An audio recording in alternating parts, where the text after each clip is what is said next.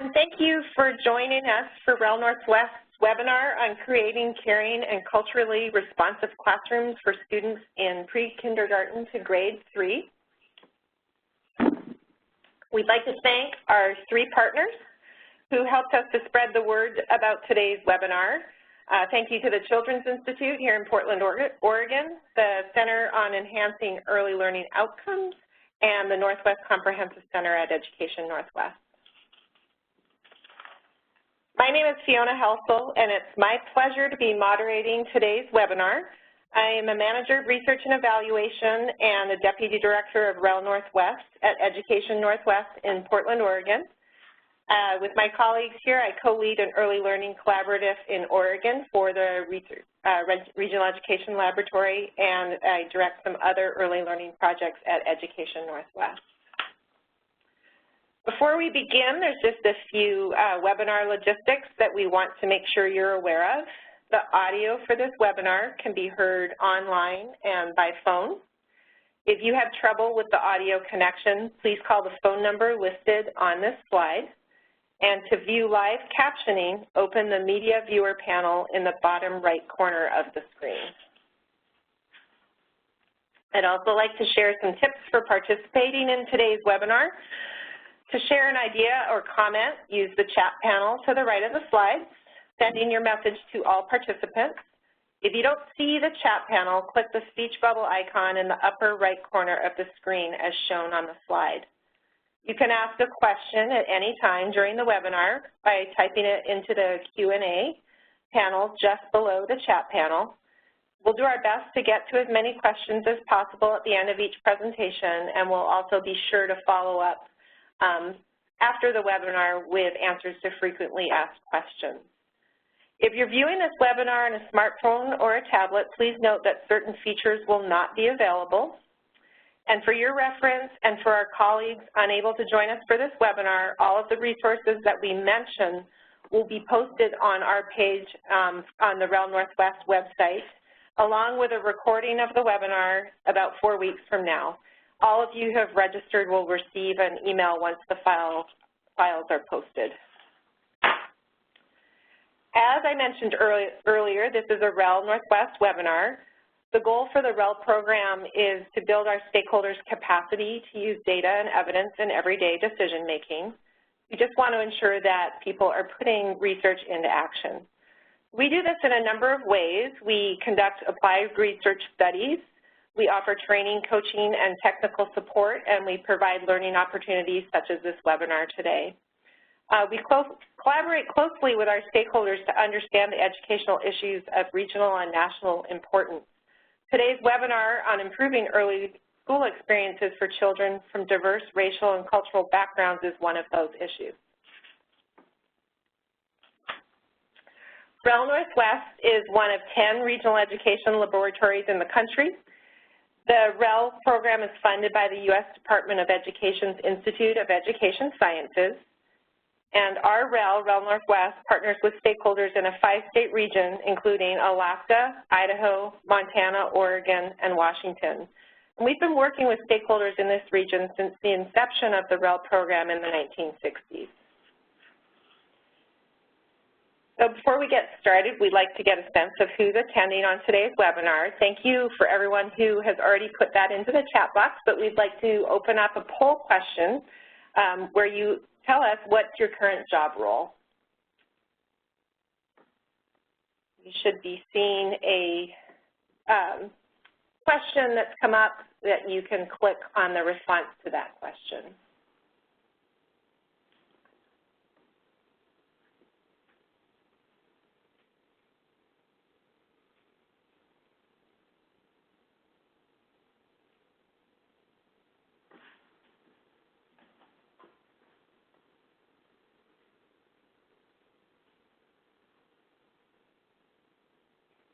All right. Thank you very much for answering that. It looks like we have people of all different roles on the phone. We've got some preschool teachers, assistant teachers, elementary school teachers, principals, assistant principals, as well as some coaches, technical assistance providers, district staff members, and state education agency staff.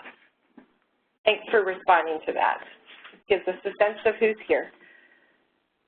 Here's today's agenda for the webinar. So following this introduction, Dr. Sharon Ritchie will present for 20 minutes on using observation data to improve teaching practices.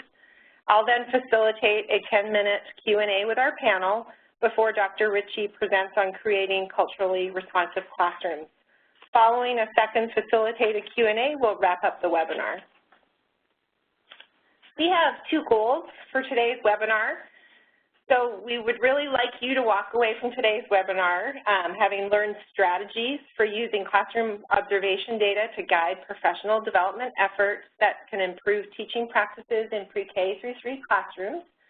And we'd also like to increase your understanding of culturally responsive practices that create caring and emotionally supportive learning environments for students in grades pre-K through 3rd grade. And with that, I'm very excited to introduce our 3 speakers today. Dr. Sharon Ritchie is currently a senior research scientist at the Frank Porter Graham Child Development Institute at the University of North Carolina at Chapel Hill. Her participation in the field of education over the past 40 years has included long experiences as a teacher, program director, teacher educator, and researcher. Prior to her tenure at the University of North Carolina, Chapel Hill, she was at UCLA for 17 years. She ran the validation study for the NAEYC Early Childhood Accreditation Program and co-wrote the self-study materials for use by school and programs for children birth through age 8. She's the author of 2 books and multiple research and practice articles, all in relation to improving the education and development of young children. For the past 12 years, she has been the director of FirstSchool, a pre-K through 3 public school reform initiative committed to improving the school experiences of African American, Latino, and low-income children and their families. Emily Glasgow is currently the principal of Lewis Elementary School in Portland Public Schools in Oregon. She has worked in urban public K-8 schools for the past 20 years, including as a teacher in Oakland, California, and as a teacher and principal in Boston, Massachusetts. Emily is also a parent of elementary-age children in the Portland Public Schools and a doctoral student at Lewis and Clark, focusing her studies on the social construction of whiteness, inclusion, and exclusion in public elementary schools. And finally, Karen Murphy, who's here with us in the room today, is currently the principal of Free Orchards Elementary School in the Hillsborough School District in Oregon. As a former kindergarten and primary grade teacher, Karen has a strong background in both early childhood and dual language education. She facilitated the transition to full-day kindergarten for the Hillsborough School District and assisted in the design and implementation of Hillsborough's first elementary-based preschool through a kindergarten innovation grant. So with that, I'd like to turn the presentation over to Dr. Ritchie. Good afternoon or good morning, or you're all from all over the place. I've been watching you all sign in as you've come in, so it's lovely to have people from so many places. The thing we're going to talk about first is really using data to motivate change, inform professional development, and monitor progress. And you will take note that the word evaluation does not occur anywhere in there. So this is all about really making data part of interesting conversations. Next slide. I don't think I have control of this.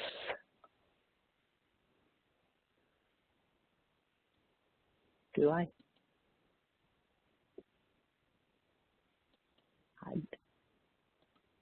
No.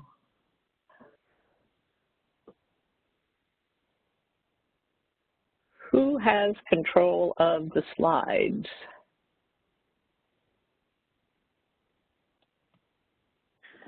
Hi, Sharon. You have control of the slides.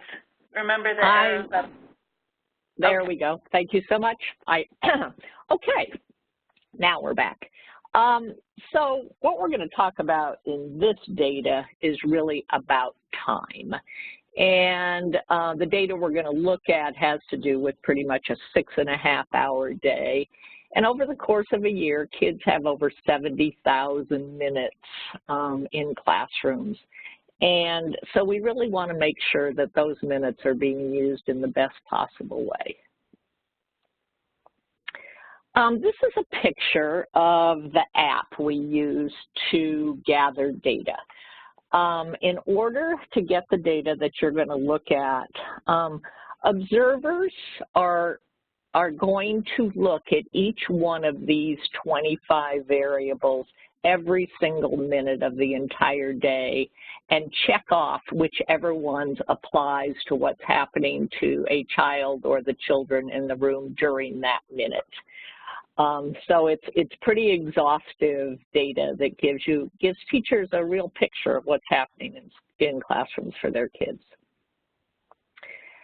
So our primary goal, as I talked about in the first slide, is really to do two things. And it's one, to promote inquiry about data, to really be able to think about it, talk about it, have it inform you, have it interest you, make you curious about what's happening. And then the other main thing is to really respect teachers, to know in our conversations with teachers that what teachers know, their expertise, their context, is the most important part of the conversation, because it is the teacher who knows those children best. And nobody who works in our project has not been a teacher, and so we totally understand that point of view and promote it in all of our work.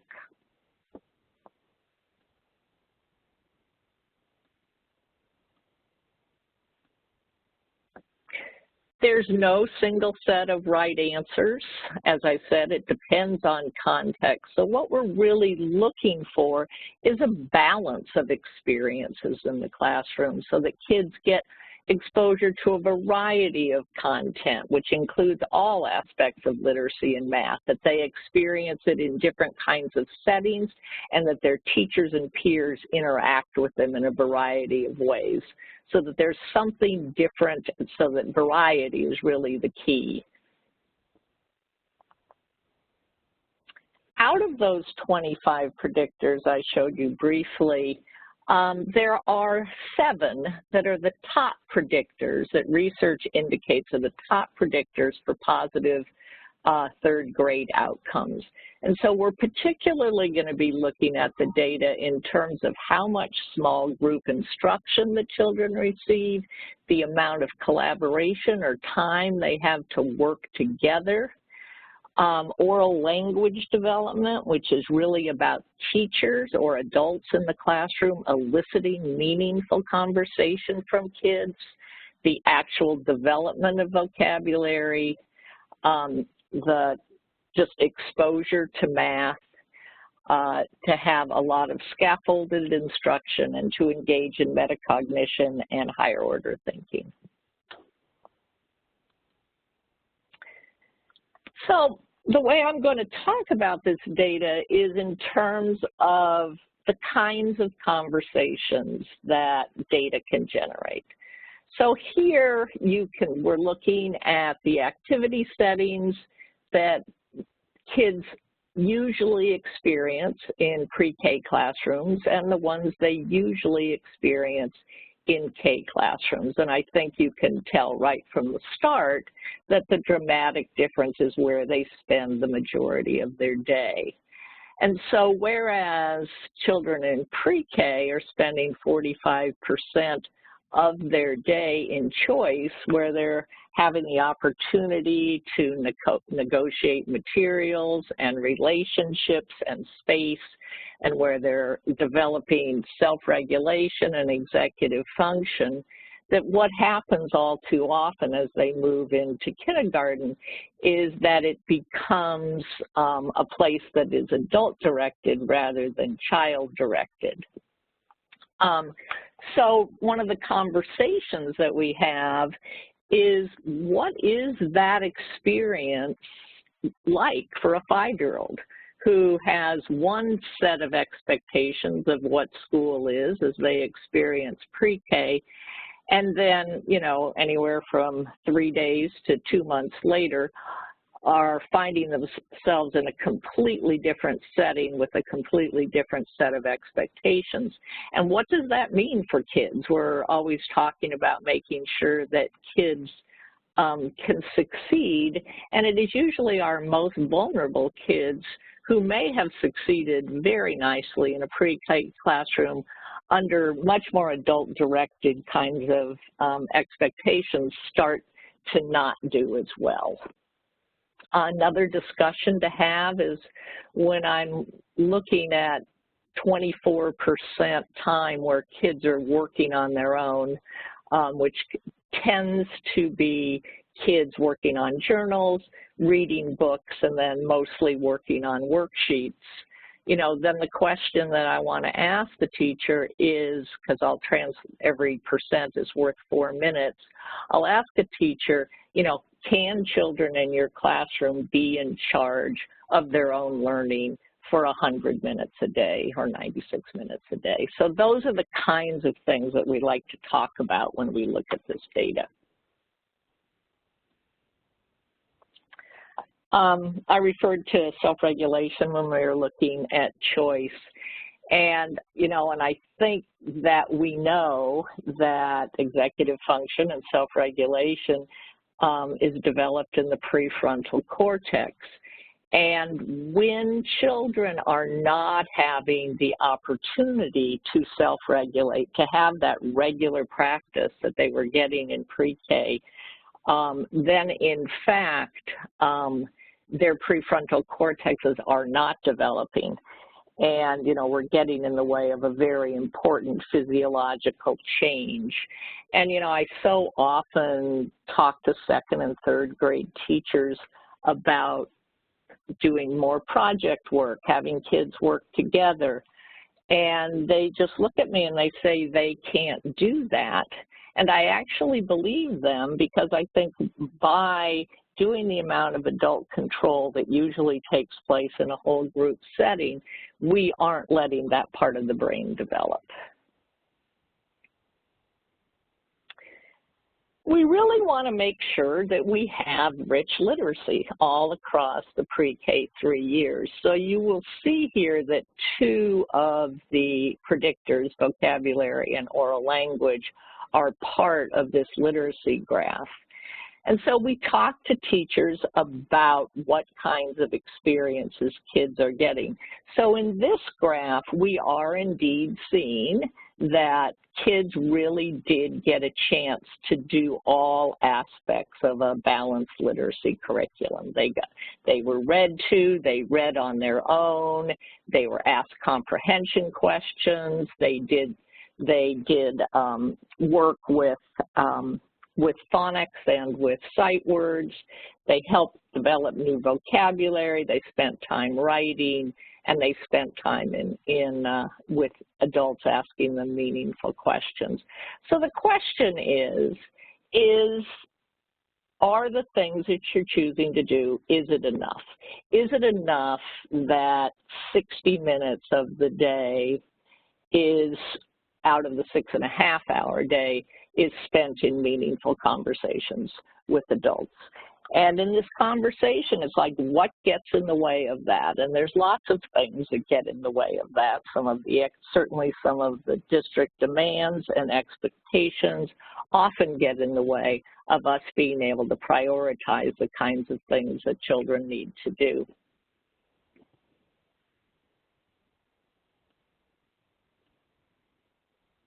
We also really want to concentrate on developing the whole child.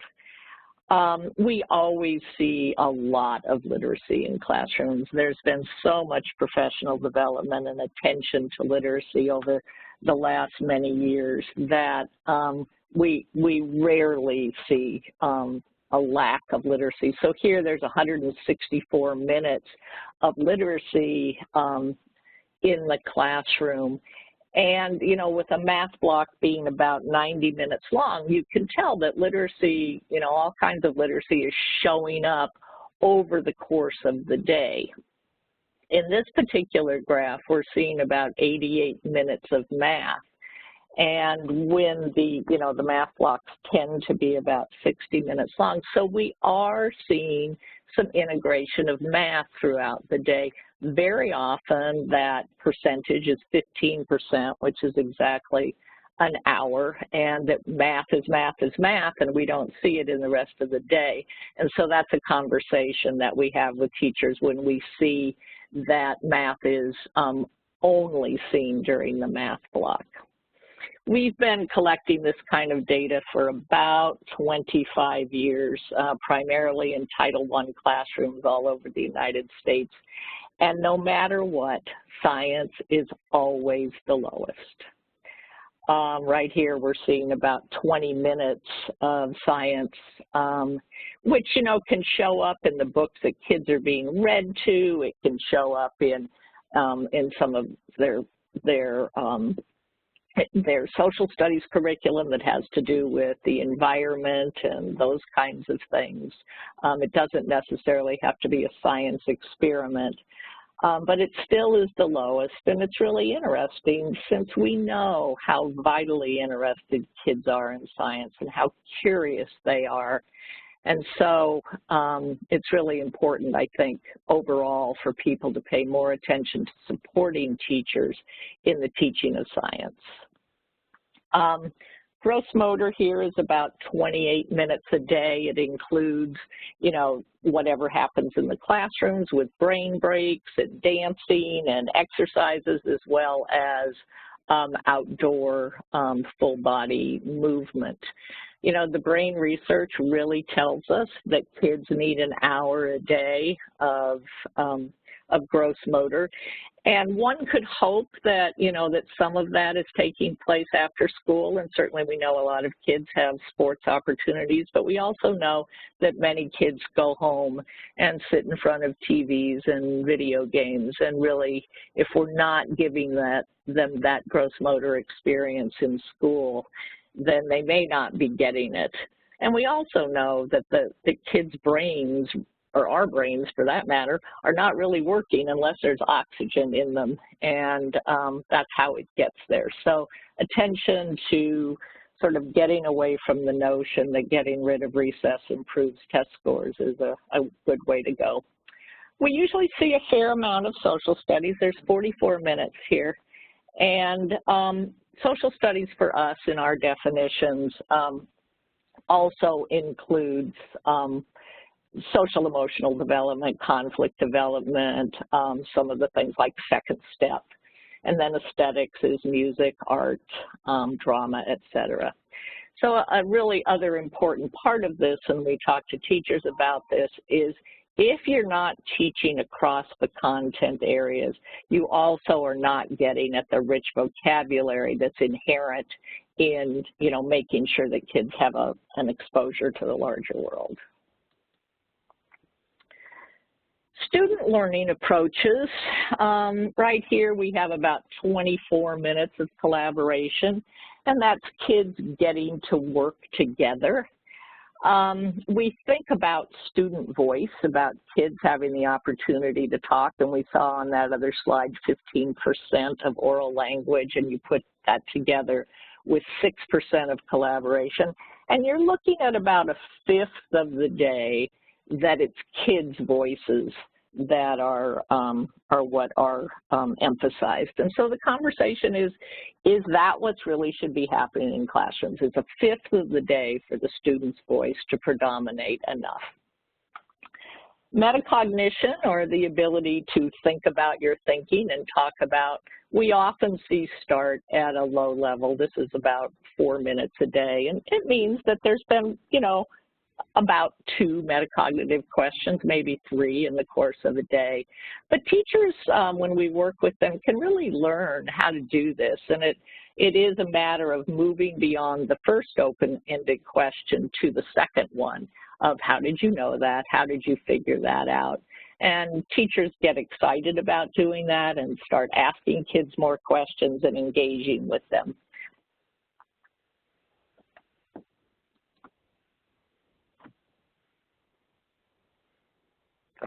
So my biggest part of FirstSchool is really about student voice, and you've heard me refer to it multiple times.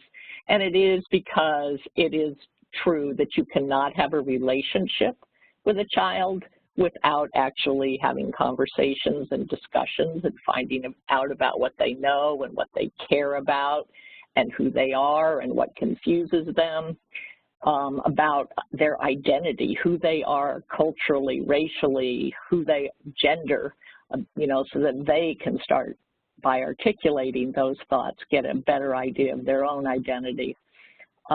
Certainly it is a major form of formative assessment. If we're not asking kids about what they're learning, then how do we know how to make the next best steps in helping them learn the next thing? The gradual release really has to do with collaboration, and that, you know, all of us are particularly good at the focus lesson. Heaven knows I'm doing that right now. I'm telling you, I'm giving you information, and then it usually goes to the next step where you work with kids to have them do it together. And then it goes down to where, okay, now you go off and do it alone, leaving out this very important component of having the kids working on it together. We talked a little bit about the importance of executive function. You know, one of the main things of executive function are learning to plan, learning to organize, and learning how to entertain the thoughts of others. And, excuse me, all of that is inherent in collaborative learning. We're always seeking balance in teaching approaches. Here we have about a quarter of the day where the teaching is scaffolded, and, you know, about a third of the day where it is more didactic, where teachers provide information, tell kids what to do, model, demonstrate. Both are enormously important, but it's a balance that we're really looking for. This is approaching a balance, but even with this kind of difference, I will ask teachers, it seems that you're providing them with a lot of information, but how do you know what they heard if you're not asking them questions, finding out what they know, finding out what they heard? So bottom line, the one doing the talking is the one doing the learning. And so when we've got only a fifth of the day where kids are the ones doing the talking, then we're really wondering about, you know, who in fact is doing the learning. In the data, small changes make a big difference. For every 3% change in any of the variables that we talked about, totals out at 5.5 days a year. So if you have a 3% increase of oral language development, kids are getting 5.5 days more. If you have 5% more of gross motor, they're getting 9.2 days. So it's very motivating to teachers to know that the changes that they make based on their data actually has a strong impact on kids. So, and you don't need data to inquire into practice. Any of the people who write observation measures, so that's the class and Eckers and EduSnap and any number of others, is that all of us have spent multiple decades thinking about the definition of quality. And so how do you take those notions of quality that are part of those measures and make sure that they are part of your conversations, that when you're talking about what's good for kids, it's thinking about quality indicators that really informs. And also, you know, I've given you some research throughout this. There's mountains more, but to genuinely use research to guide your practice. And I think that wraps us up for that one. Thank you, Dr. Ritchie. We are going to transition into our second poll question. So you are going to see a question that you can respond to. where you answer true or false. We routinely use classroom observation data to guide professional development efforts and engage in collaborative inquiry to improve teaching practices in my school or agency.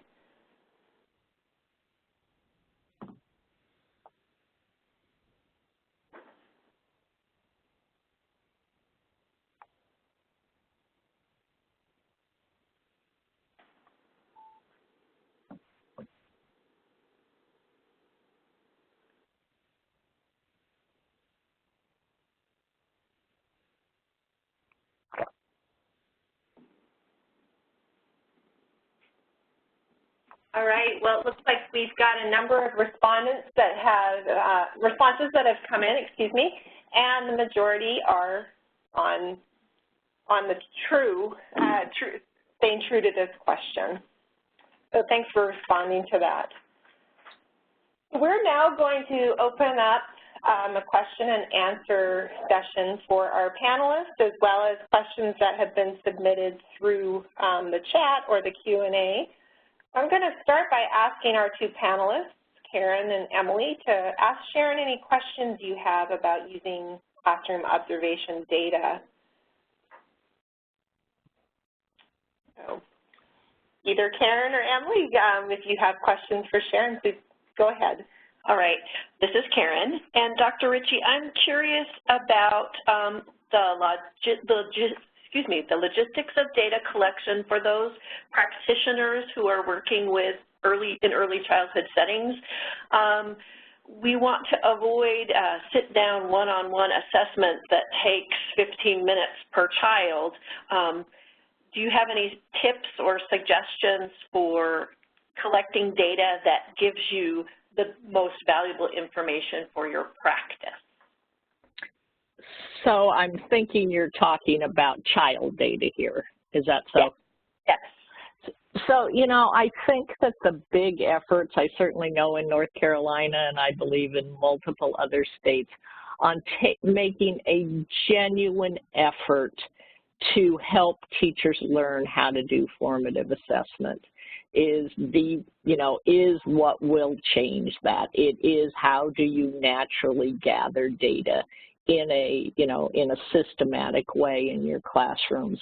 And, it's sort of a combination of where, teachers do that all day long. Teachers listen to their kids and find out what they know and, make decisions about what they're going to do next. But how do you do it systematically? And so I know, it is not an easy effort, and I think, we are up against a huge climate of testing. But to me, until we really make that real in pre-K through third grade classrooms, we're going to stay right where we are. And I would ask, this is Emily, along similar lines but more focused on the practice data, have you had success with having teachers or having somebody actually time the way that time is used in the classroom and then have teachers reflect on that? And have you used video at all in that process to sort of engage, to build the curiosity you're talking about and to start the inquiry into people's own practice? So a lot of teachers pick up, like little mini research projects of their own to try and figure out, well, how much time did I read to my kids today, or how much time did I spend in small group? Or they, we've seen a lot of improvement in terms of people being allowed to visit other people's classrooms, and they do that for them. So there has been some small projects designed to do that. I love video reflection. In one of our Race to the Top projects, one of our schools chose some of the things from the data, and people volunteered to videotape themselves, and they met on a weekly basis to, say, well, what did I see? What are the teachable moments? What did I miss? And when there is that volunteerism and that real interest in improving practice, those things can be vital. I think videotape is fantastic. Thanks.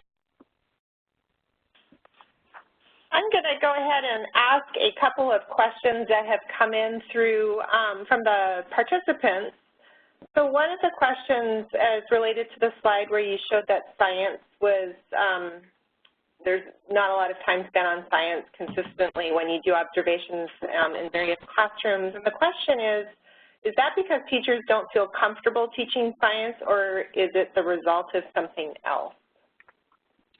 Well, certainly from my conversations with teachers, it is a not feeling comfortable.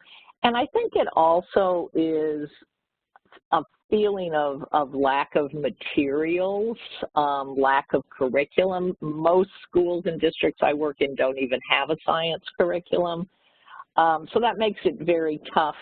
I did have, because we were working with some of our projects very hard in terms of having increased science, we had some wonderful people come in, and what they talked about before they did anything else was, you know, people have this notion of, I don't know anything about physical science, physics, chemistry, you know, how do I teach that?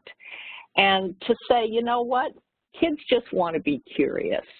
And they want to ask questions. And it's all right as a teacher to say, you know what, I don't know how that works, or I don't know where that came from, or I don't know why that is, and explore it together and not enter into science with this belief that you have to be the expert, but actually joining the kids in their curiosity.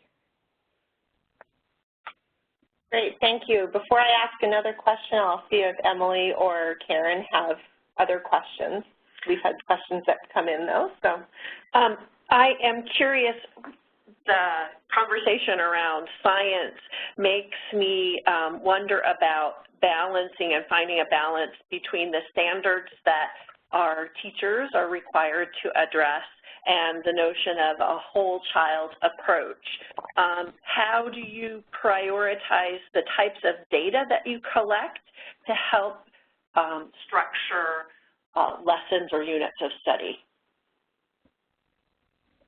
I don't think I know how to answer that, because this is the data that we collect. So I don't have different data.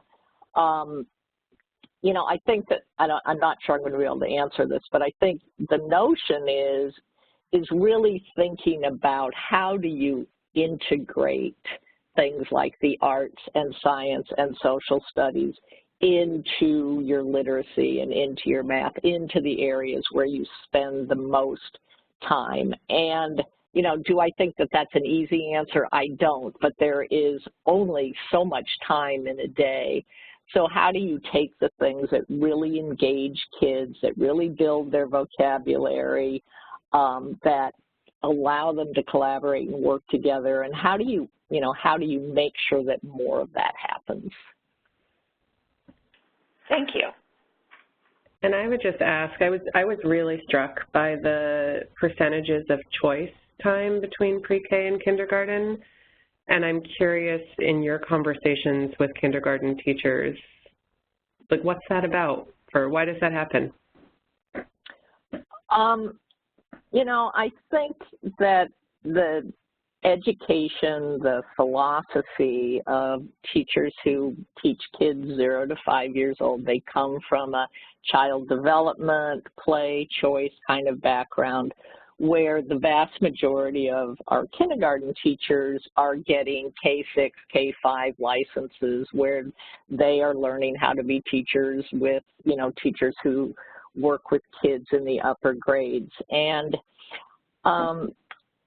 I think that the notions of play and choice a long time ago got sort of thrown out because it was too much of let the children play instead of a recognition of the real intentionality, the brain research, the real developmental markers that kids meet by having a chance to engage in play and to engage in choice, but trying to have those conversations across that pre-K, K-5 divide is hard. I think principals all over are making real efforts to, you know, if they haven't gotten child development background, to actually get one. But, you know, the kindergarten teachers are subject to the same demands and expectations, and kids come in who've had no school, who've had a ton of school, they have this huge range. So there are a million answers to why that's so complicated. Thanks. Thank you. I'm going to ask one final question that just came in through the chat, and then we'll move forward. Are you finding when teachers are doing project approach or project-based learning, there is more balance in content areas and more whole child emphasis? Absolutely. That is an easy answer. There's more of lots of things. There's more content. There's more collaboration. There's more balance. Absolutely, that is, and we are seeing more and more of the project-based, and certainly it shows up in a very positive way in the data. Great, thank you very much. I'd like to remind people that we're gathering more questions than we're able to answer during the webinar, and so when we post the webinar materials in about 4 weeks, we'll also answer some of the frequently asked questions. So hang tight. We will do our best to get answers to you from Dr. Ritchie. So, and the other thing I wanted to acknowledge is apparently our poll closed very quickly. We are sorry for that. We will see if we can problem solve that on our end and have it open longer for the next question. With that, I'd like to turn it back to Dr. Ritchie. All right, we'll race through another incredibly important topic in 20 minutes. So we certainly want to work on our cultural responsivity in our classrooms. And this is the reason. You know, all of you have seen these faces. These are kids who, at a very young age, have already gotten too many and too frequent messages that they don't belong and that they're not valued. And we really have to think of our work with young children as dropout prevention. Typically, it is our boys of color who drop out, and if we are not thinking about them in very important ways right from the start, then those faces we just saw, instead of the one we're looking at now, are the kids who are done. They are done in first grade. They're done in kindergarten because of their experiences. And so this notion of belonging and being welcomed and seeing themselves as smart and seeing themselves as people who belong in school is essential to changing the situation for our kids of color. We have so many reasons that we have an achievement gap. You know, we have gaps in instruction where too often in our Title I schools, and certainly left over from No Child Left Behind, we have, you know, like a emphasis on didactic instruction, on isolated skill building, on worksheets. And, you know, we saw from 15 years of No Child Left Behind that kids did well on their third grade tests, but after that fell apart because there was no chance to think, no chance to apply knowledge. It was just gathering things in small increments. We have gaps in caring. If you look at your disciplines, your referrals, the kids that get pulled out, the kids that are turning their cards and missing the ice cream parties and having their grandmothers called. It's like, who are those kids? Those kids get subject to those microaggressions day after day after day.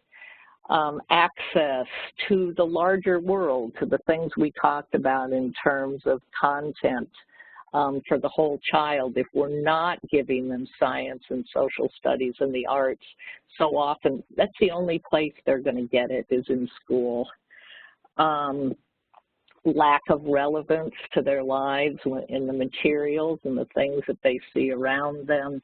So there's just so many reasons that we have an achievement gap. In order for kids, all kids, to be able to be motivated and be ready to learn, they need 3 things. And in fact, you all need these things too. You need to connect with others, you need to feel successful, and you need to feel that you can make things happen, that you have an effect on your environment.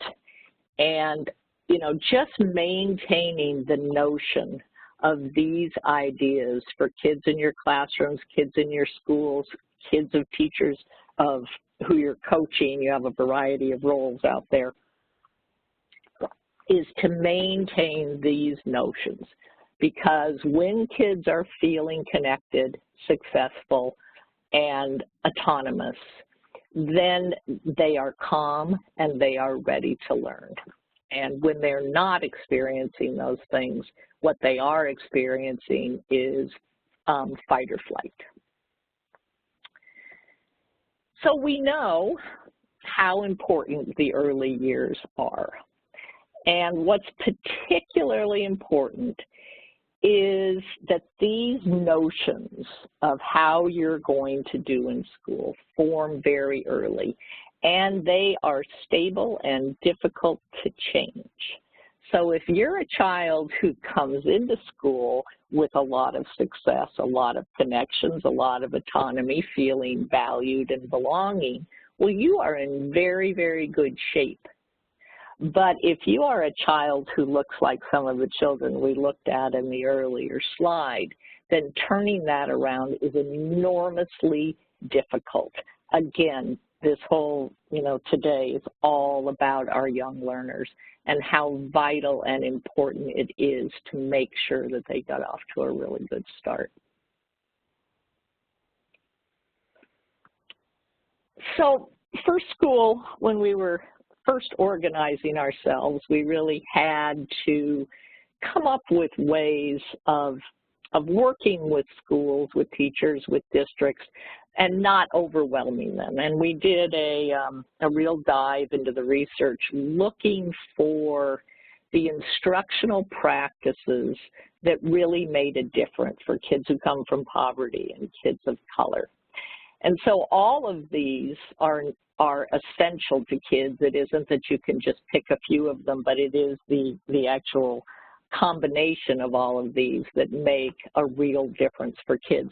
When we found the 10, we didn't know they were going to fall out into these sort of culture of caring, culture of competence, and culture of excellence. And there is a bit of a hierarchy of that because, in fact, if kids are not feeling cared for, then in fact nothing else is going to happen for them. We have, you know, mountains and mountains and mountains of research that said until kids have a trusting, positive relationship with their teacher, they are not going to be ready to learn. So I think it's essential as we're thinking about culturally competent and responsive classrooms is that we really have to think about a strength-based approach. And one of those strength-based approaches is the use of oral narrative. So, and this has found to be particularly important for African American students. If we think about the legacy of slavery and the fact that you could be killed for learning how to read and write, oral narrative was the way to carry their history and their lives to one another. So it comes from a very powerful place. So how do you weave oral narrative where you're really doing storytelling and have kids talking about stories they've made up, about real stories? Boston Public Schools have done a particularly wonderful job with this. Their kindergarten and first grade classrooms require a half-hour of storytelling a day within their curriculum. Hop on their website. There's some fantastic videos of kids dictating their stories, working closely with teachers, parents, the effect on parents, kids in classrooms working with other kids to act their stories out. It's enormously positive.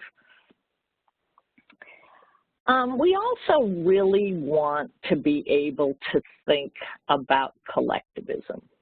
So about 90% of the world operates from a collectivist point of view, which values interdependence, group success.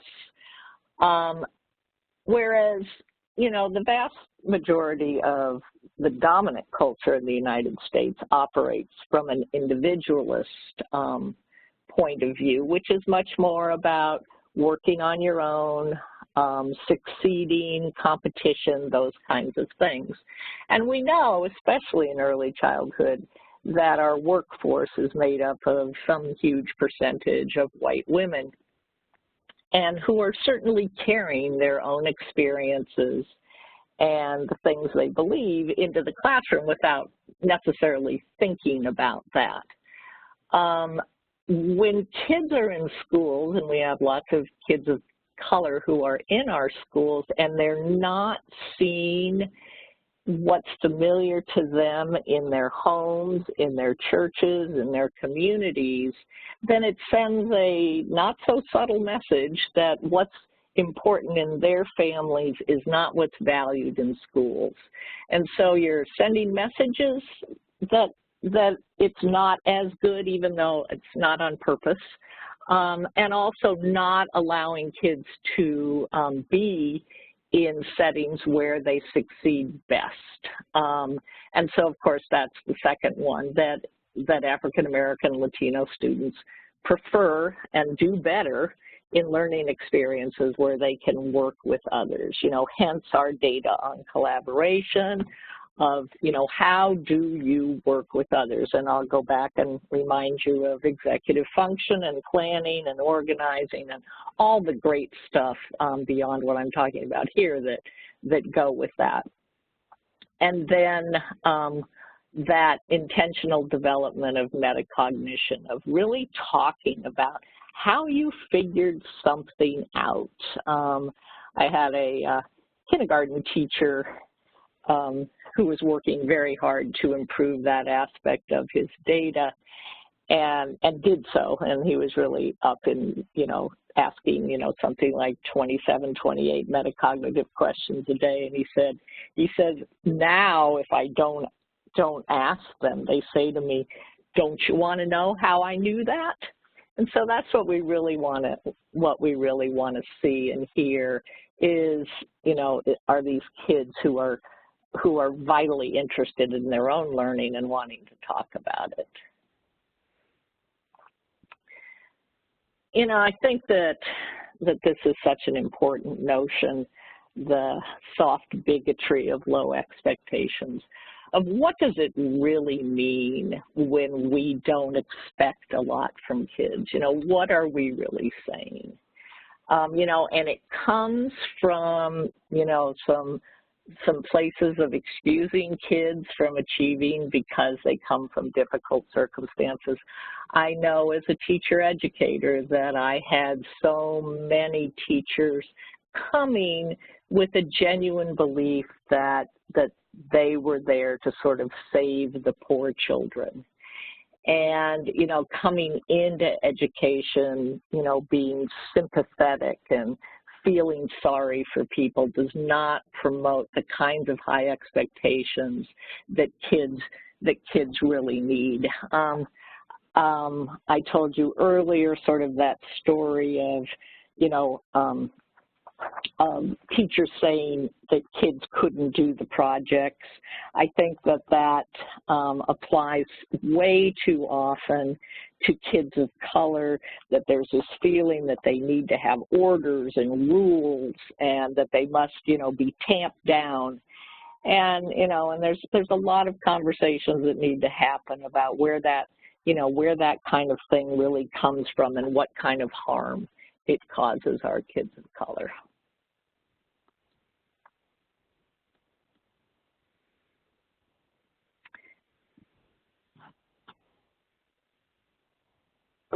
So I have noticed for years and years and years, and you probably have too, that teachers can be endlessly patient in terms of teaching kids how to write their name, how to count their multiplication tables, how to punctuate a paragraph. You know, teachers will come up with multiple ways of helping kids. They'll try again and again. And yet when it comes to sitting on the rug, standing in line, washing your hands, et cetera, those kinds of things, instead of being things you should teach, become objects of discipline, where you get in trouble for squirming on the rug. You get in trouble for not keeping your hands to yourself when you're in line, where the expectations are, because I said so, you should do it, instead of the notion of, oh, these kids don't know how to do this yet, so what can I do to help them teach? And I think that we would go a huge distance in terms, particularly of our kids of color, of changing the whole tone and culture of classrooms if we came to this notion that it's all those things that need to be taught.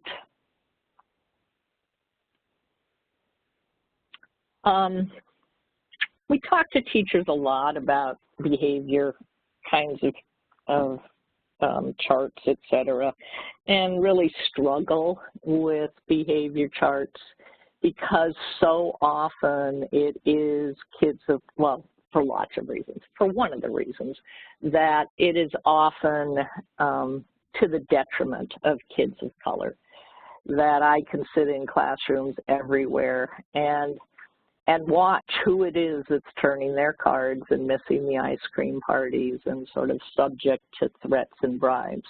But we also know that it's difficult to just stop doing behavior charts. We also know that, that we have all kinds of things like PDIS, et cetera, that schools have to use. And so my question about that is, no, you don't just dump everything out the window and start all over again. But what you really do is that you start thinking about what it is that we're trying to do with those programs. And for the most part, what I think we're trying to do is develop intrinsic motivation. So that no matter where you are, if you're starting at a place where kids need the, where they need the charts and teachers need those, then you're starting there. But I think we too often just think, well, that's what we do. We don't try and move anywhere. We don't try and change. We don't try and say, well, some of the kids need this, but a lot of the kids don't. So how are we constantly moving towards intrinsic motivation? So at first, we have where it's an adult-centered kind of setup that has to do with individuals, and then as we move up, that it actually functions to reward the group. So, that's a step up where it's not just about the individual, but it is about us working together. And then finally, where you're getting away from the threats and bribes altogether, but that no one's in trouble, that logical support's in place and growth mindset's in place. And then finally, that notion of a real school community, classroom community, where the kids come to understand none of us succeeds unless all of us succeed. And I will tell you that I see classrooms on every single one of those levels. So it is a matter of always moving our kids towards extrinsic or intrinsic motivation. And, this goes back to this notion of the soft bigotry of low expectations, of how do we really work with kids in our classes where the message is always, I can succeed, ability grows with effort, that you belong in that community, and that the work is valuable. And if you have not been readers of Zaretta Hammond, I suggest that you find any number of articles and books that she's provided. She's excellent. So I think the questions to keep in mind, and there's a lot of them, is, really what are you doing as an individual, as a coach, a principal, a teacher, a whole district, a school community is, what are you genuinely doing to honor the lives of the children and families and communities you serve? What are you doing to ensure, what are you actually doing in classrooms to ensure that children are independent and collaborative? To pay attention to voice and make sure they're honored and valued. And I go back to that 21% we saw in the data, you know, it's a fifth of the day really honoring who kids are and what they have to say, to make sure that kids feel like they can take a risk, that they're safe, that there's a growth mindset, that we're having kids work together in meaningful ways, to smooth transitions for kids on their behalf for their success, and then to value oral narrative, dictation, storytelling, and sharing. So those would be a nice set of questions to work on, but even one of them would be terrific. So I saw this recently from an interview with Mr. Rogers, and I just thought that it fits so well with this. Is I would hate to have a child feel excluded from the neighborhood by something I had done or said. And so being very careful about the things that we as adults do and say, as well as the other children that are around one another. So we have written a book, and should you want more information on this, certainly that's out there for you, and this is my email. And I am done with this section.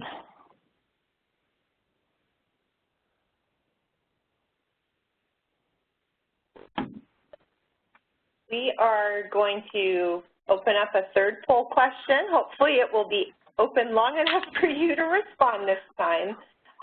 So we'd like to find out from participants, how confident are you in your ability to use a strengths-based approach to teaching children of color? And you'll see 3 options there for you to respond to.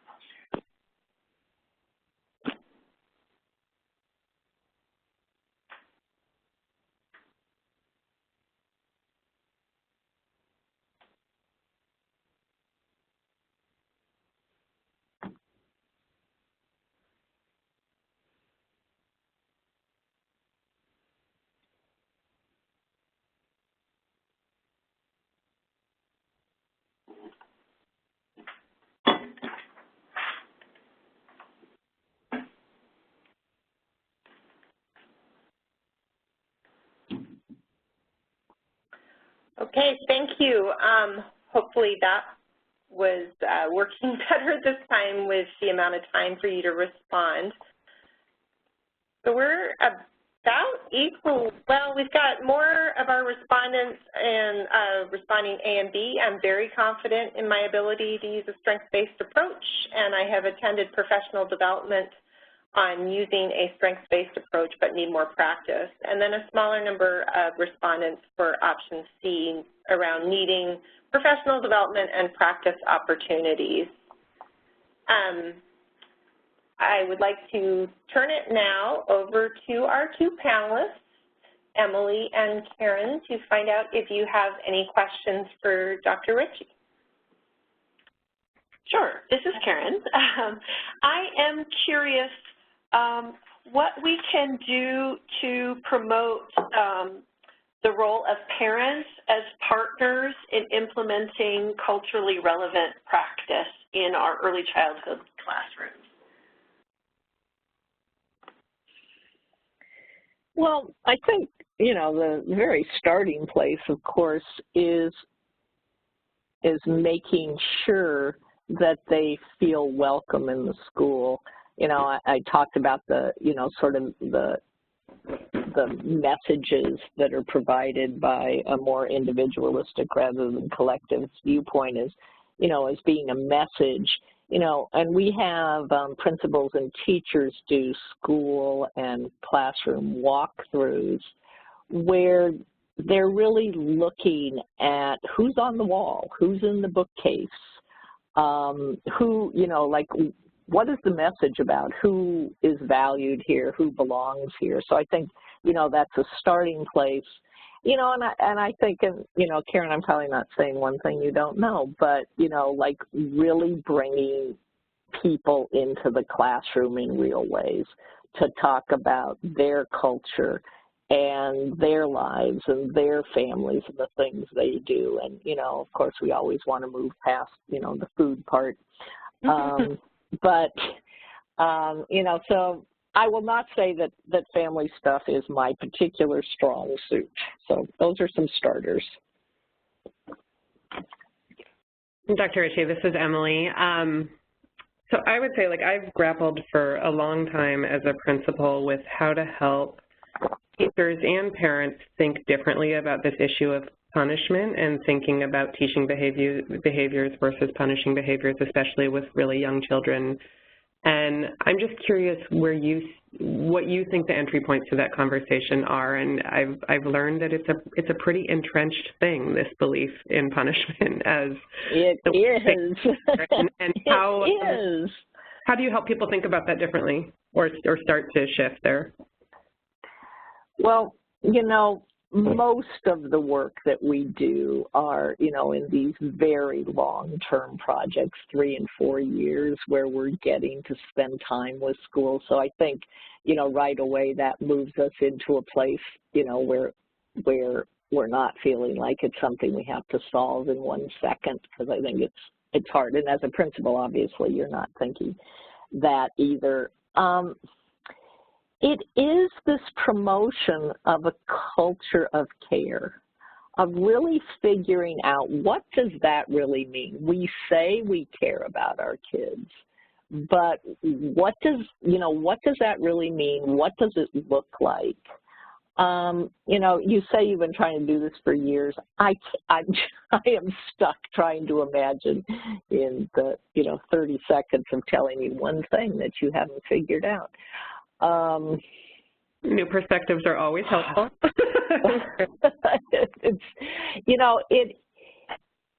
I think that first conversation, that little stair-step picture of really thinking about, intrinsic motivation isn't that what we want from kids, is for them to be in charge of themselves. It's the same as self-regulation. Isn't this, in the end, what we want from kids?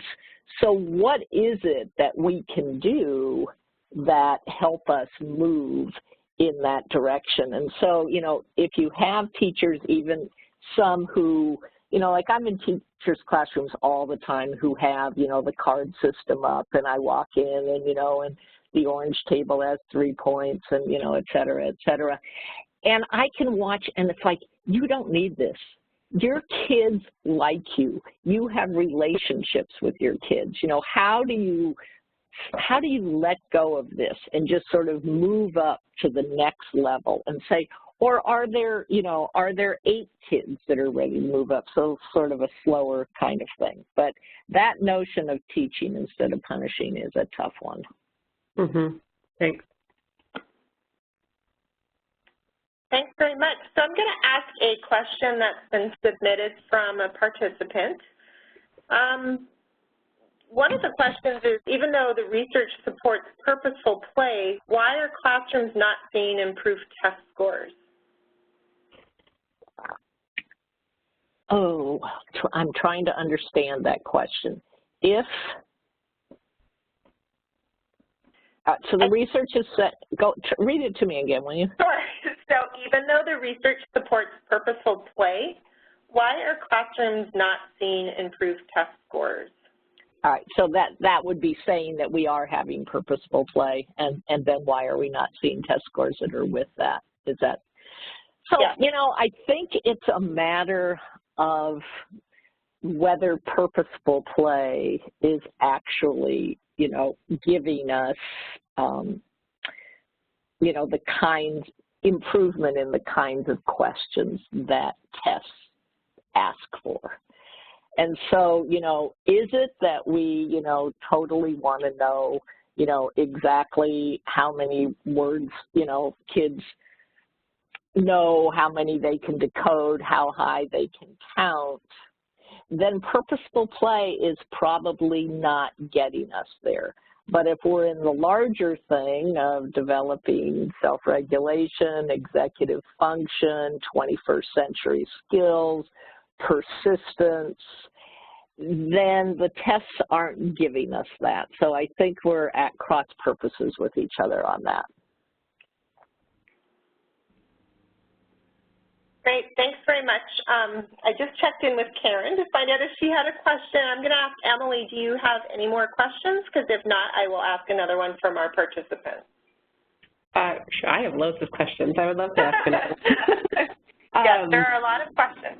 Yeah, I love the relatedness, competence, autonomy slide as 3 universal needs, and I think those are themes we say to teachers a lot, and teachers know, like, these are important things. What would you say are some of the small moves, small strategies, like everyday things that teachers do in classrooms that build these things? Because I think that's what's really hard, is operationalizing these big themes that we know are important. I think one of the big things, and, this goes back to many, many years ago when we did indeed have the first 6 weeks to develop community in the classroom, where kids felt competent, they knew where to find things, they knew what to do if they had a problem, they started to know their classmates and their teachers, that there was such an emphasis put on that so that classrooms were already set up for that. We have had, we've worked for years and years in the Lansing School District, and actually on a pre-K through 12th grade project, and they actually put in for the first week of school that they spent, and this goes all the way to 12th grade, so it was a very big deal, a half an hour of developing community, and where they really saw, okay, we really have to have people feel like they know each other and that they're competent and that they can affect things. And so I do think that paying attention to the development of community is huge in at least getting that started. Makes sense.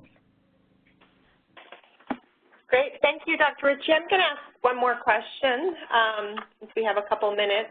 So how is a strengths-based approach different from or similar to an evidence-based approach, in your opinion? Well, strengths-based is an evidence-based approach, but it really does refer to the strengths of kids of color. I mean, that's where that literature comes from, is the strengths of diverse populations. So it isn't without evidence, it just is about, what if we paid attention to the strengths of our diverse populations and brought them into our teaching practices. Great, thank you very much. I'm going to just look to our 2 panelists, make sure there's no burning question that you'd like to ask before we transition into the final slide. Oh. Okay. Well, one other question I would ask is what your thoughts are about the various kind of social emotional learning curricula that schools are using really frequently now, like zones of regulation or things like that, versus sort of just integrating this stuff throughout the day. Well, I'll tell you that my own personal preference is the integration of it throughout the day, but not everybody feels comfortable doing that. And so, the curriculums are certainly a good start. They get things underway. It's just a matter of trying to make sure that some of the ideas that are presented in those lessons don't just get relegated to 10:30 on Tuesday morning, but are rather, things that get applied, that get referenced over the course. You know, if they're going to talk about friendship and something happens on the yard or something happens while kids are working together, that you go back to it. And it's like to use those curriculums as a base so that they don't just end up being, okay, I did that, check, check. Right. Great, thank you very much. With that, I would like to thank Dr. Ritchie as well as Emily Glasgow and Karen Murphy for joining us as our panelists and our keynote presenter. And thank you for everyone who participated on the webinar. We really appreciate your participation and questions. We would very much appreciate if you could complete the feedback survey at the link that is listed on your screen right now. We will also send this link out to everybody after the webinar. We've had a few questions about whether we could share the PowerPoint slides earlier than the recording, and we will do that. The recording takes a little longer to put together, but we're happy to share the slides earlier with everyone who registered. So look for that in your inbox. The only other thing I would mention before wrapping up is that we will do our best to look at all of the questions that were submitted throughout the webinar and send answers to some of the frequently asked questions that were submitted, since we were not able to cover everything in the webinar. With that, thank you very much for attending, and enjoy the rest of your day.